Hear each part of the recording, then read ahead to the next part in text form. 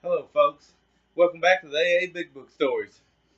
I'm your host, Jason.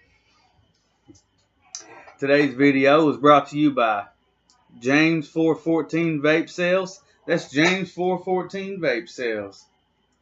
They're out of Mount Vernon, Kentucky. They sell other stuff. They sell all vape accessories. They sell t-shirts. They have a Facebook page. If your guys are through there, want to check them out. They're really good people too. They recovered a stolen vape for me one time. Before I forget, go ahead and hit that like button if you don't mind, and if you want to, subscribe if you really want to, and hit the notification bell if you want to know when the latest videos come out. With that, let's just jump into it. Today, we're on story number 10 of part 3 of the AA Big Book stories, and the stories in the back of the book, Alcoholics Anonymous. Empty on the inside. She grew up around AA and had all answers except when it come to her own life. I spent my life acting as if. Either acting as if I know I didn't ask the teachers any questions in school. They might find out I didn't know the answer. Or acting as if I didn't care. I always felt as though everyone else had been giving the directions to life, and I had been somewhere else when God was handing them out. To me, you either knew how to do something or you didn't. You could either play the piano or you couldn't.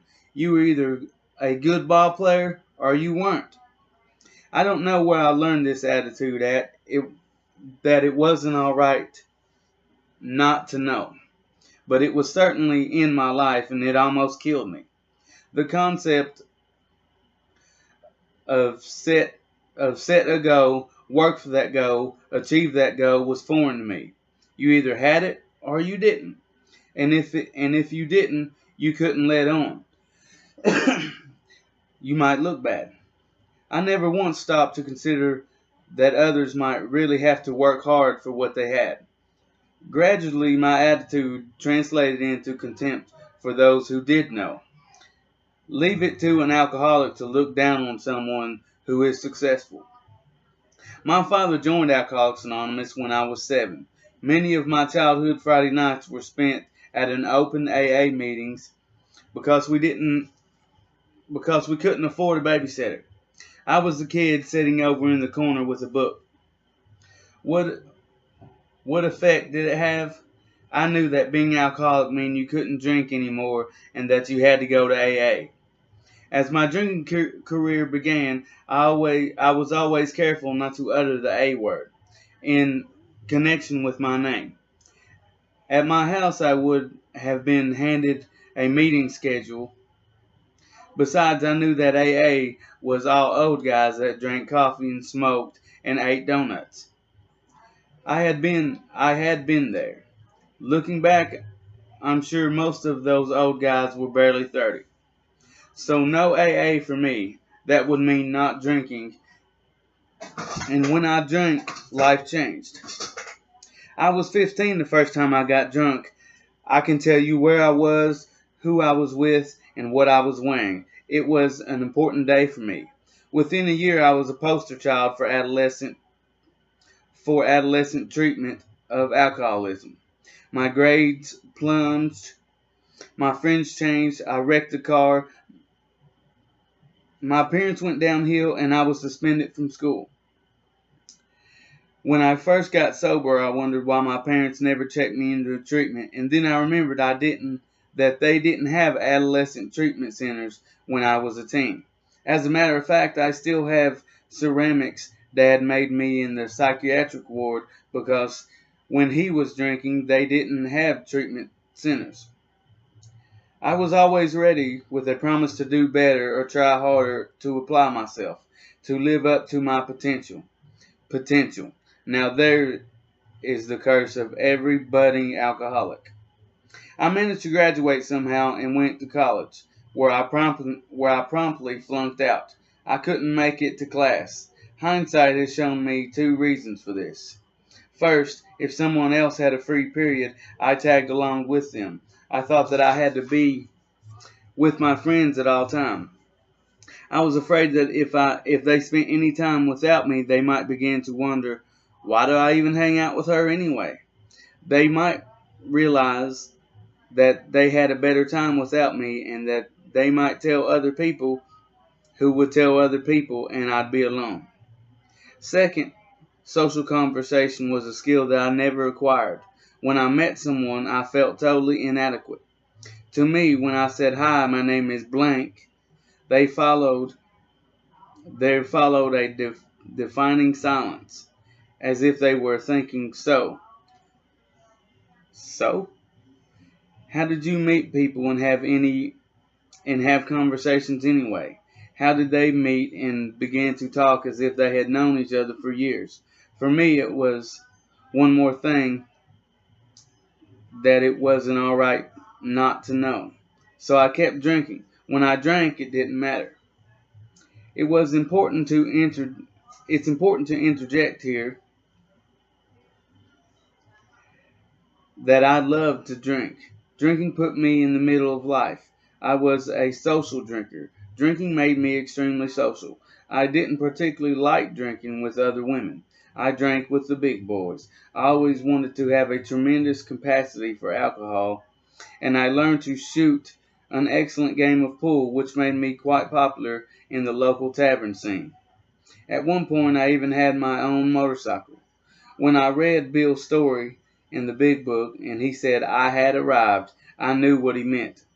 For 14 years, my drinking took me places I never meant to go. First, I moved south, since I knew the town I grew up in was my problem. I once heard a guy remark in a meeting that there are 3 or 4 states that should just post signs on their borders. This state doesn't work either.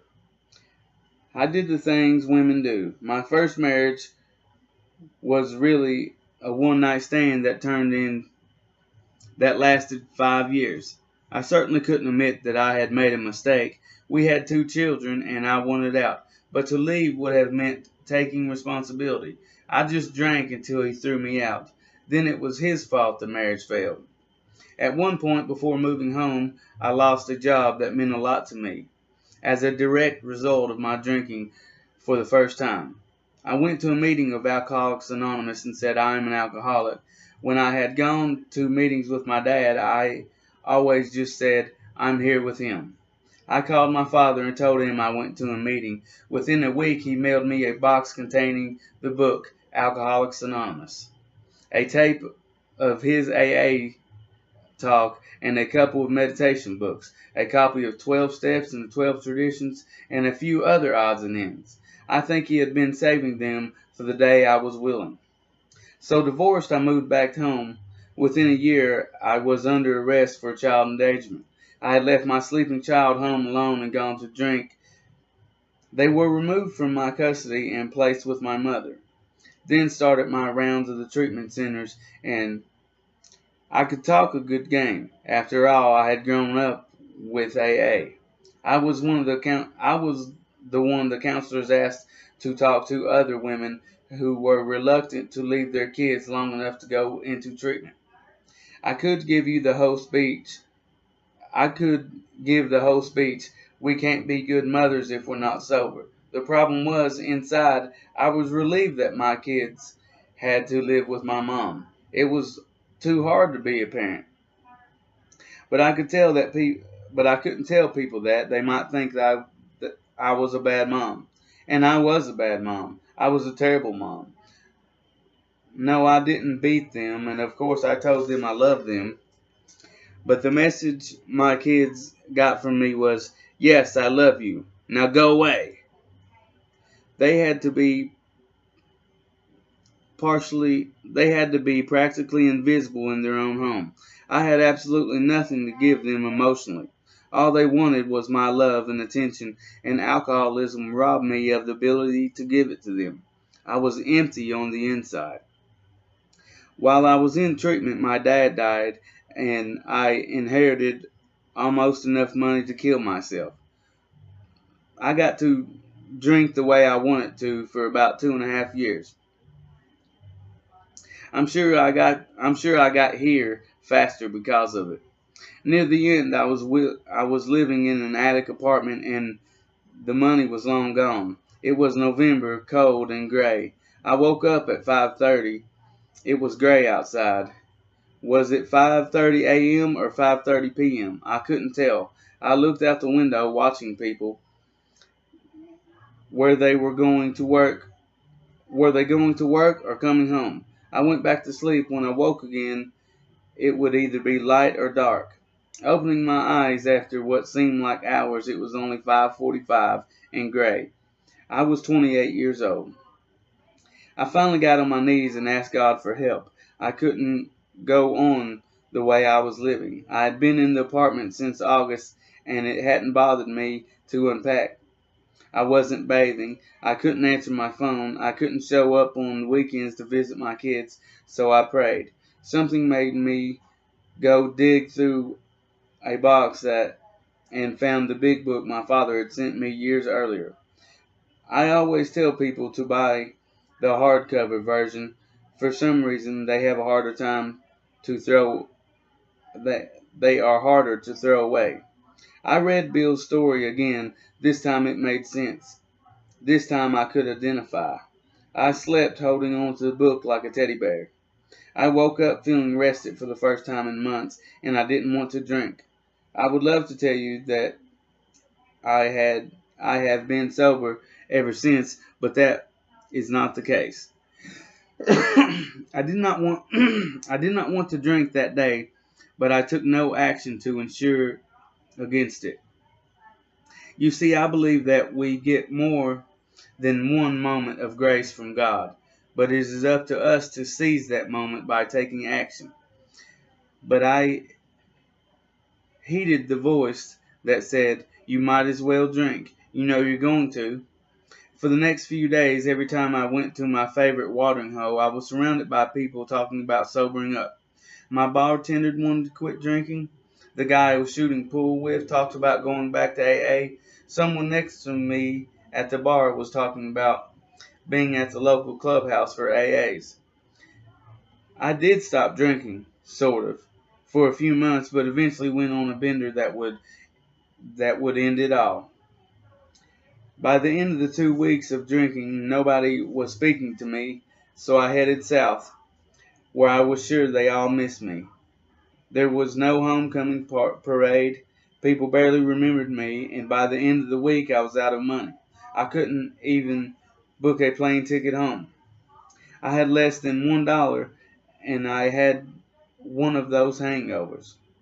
One of those hangovers. I knew if I tried to sit in the airport bar long enough for someone to buy me a drink, it would be obvious that was my intent, and my pride couldn't bear the thought of being asked to leave. I briefly considered mugging an old lady and stealing her purse, but I knew I would end up picking on the one who was still in shape. If there had been one more dollar, I might not be sober today. Once I was drinking, I always had a plan, but that day, by the grace of God, I was out of plans. I didn't have one single better idea. I called Mom. Told her where I was and asked her to fly me home. She later told me that she almost didn't do it, but she was afraid that they'd never see me again. She deposited me at a local detox center where she told me I could go in or not, but that she was done with me.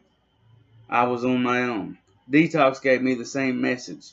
I thought they should send me on to a treatment center. 30 days of hot meals and rest sounded pretty good to me, but they told me I already knew everything treatment was going to teach me, and that I should go on and do it and save the bed for someone who needed it. I have been sober ever since. I was finally accountable for my own recovery. I was responsible for taking the action. One of my favorite games had always been making it someone else's job to see that I got my work done. That game was over. I had never expected to live to see 30. Suddenly, I was 29 and a half and showing no signs of dying anytime soon.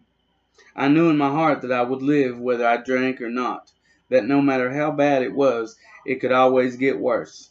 Some people get sober because they're afraid to die. I knew I would live, and that was far more terrifying. I had surrendered.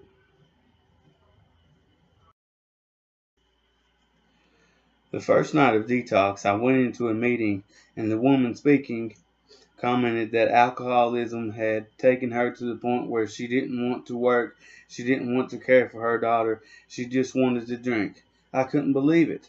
That was me. She became my first sponsor, and I came back. That second night I sat in what I now call the new chair, second row against the wall. If you sit in the back, they know you're new, and if you sit in the front, you might have to talk to someone. When it came time to hold hands and pray at the end of the meeting, I had no hand to hold on one side. I remember thinking, I will never fit in here.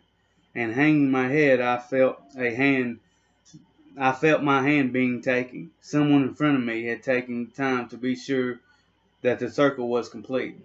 To this day, I don't know who it was, but that person is the reason I came back the next night. That person saved my life, and I kept coming back. The local clubhouse had a noon Big Book meeting every day, and I went every day. Not to get sober, mind you, and certainly not to learn about what was in the book. Here was my thinking. I knew you were supposed to read your Big Book every day, and that went around the room reading the entire chapter, so that should count, right? This also took up nearly 30 minutes, so it was less likely that I would get called on to talk. And the meeting was at noon, which left my nights free. I figured this out all I figured out all of that with my keen alcoholic mind. Luckily, I forgot that God is in charge of results. I was finally taking action, and my motives didn't matter. I thought I'd go through the Big Book once and then graduate to the discussion meetings. But there was a lot more laughter in that room, so I kept going. I was not one of those people who walked into meetings and said, "Thank God, I'm home." I did not particularly want what they had, I just didn't want what I had anymore. That was the humble beginnings I needed. The convenience of the noon meeting meant that I went to 2 meetings every day. I had nothing else to do that night. I began to notice people there. With several years of sobriety, my own laziness had thrown me in with some of the most active people in Alcoholics Anonymous. When I found out that the people who attended Big Book meetings on a regular basis tend to read the book and do what it says. When I was 2 weeks sober, a man's 9-year-old daughter was killed by a drunk driver, and 3 days later he was at a meeting saying he had to believe it wasn't for nothing, that maybe one alcoholic will get sober because of it. As I left that day, I found myself wondering what would have happened if that had been my kids or me. What would they remember about me? A feeling come over me. I now know it. I now know it was gratitude, and I realized that I could call my children right then and tell them I loved them, that I could show up when I said I would, that my word could be worth something to them, that even though I might not always be mom who comes I might always just be mom who comes over on the weekends, I could be a good weekend mom. I had a chance to move forward with them, forging a relationship built on a foundation of God and Alcoholics Anonymous, rather than always trying to make up for the past. 1 year later, I was able to share with that man that maybe it hadn't been for nothing because my life changed that day. By the time a month passed, my feet were firmly planted in Alcoholics Anonymous, and I kept coming back. I cannot begin to list all the wonderful things that have happened in my many years here. My kids were 4 and 6 when I got sober, and They have grown up in AA. I brought them to open meetings, and the people there gave them what I could not in the early days, love and attention. Gradually, they become part of my life again, and today I have custody of my children. I remembered in Alcoholics Anonymous to a man who believes in AA the way I do. I remarried in Alcoholics Anonymous to a man who believes in AA the way I do. I knew we were off to a good start when he didn't get angry that I stood him up to go on a 12-step call. We agreed to never be higher than third on each other's list, with God always first and Alcoholics Anonymous second. He is my partner and my best friend. We both sponsor several people, and our house is filled with love and laughter. Our telephone never stops ringing. We share the joy of a common solution. We have had some tough times. Our son is on his third generation. Our son is the third generation of AAs in my family. After a suicide attempt at 14, we found out he too was an alcoholic. After 1 year in AA, it's hard to tell what will happen, but we trust Alcoholics Anonymous even on the days we don't trust our son. Our daughter is a beautiful, confident teenager who has found her own path to God without having to drink. She is the product of love and faith of Alcoholics Anonymous. I still have a sponsor in a home group today. I am a member of Alcoholics Anonymous in good standing. I learned how to be a good AA member by watching good AA members and doing what they do. I learned how to have a good marriage by watching people with good marriages and doing what they do. I learned how to be a parent by watching good parents and doing what they do. And finally, I have the freedom of believing that it is all right not to know. I love you guys with all my heart. I don't even know you, but I love you. And that's all for today, folks. Until next time. 1 AA time, 1 AA place, and 1 AA channel.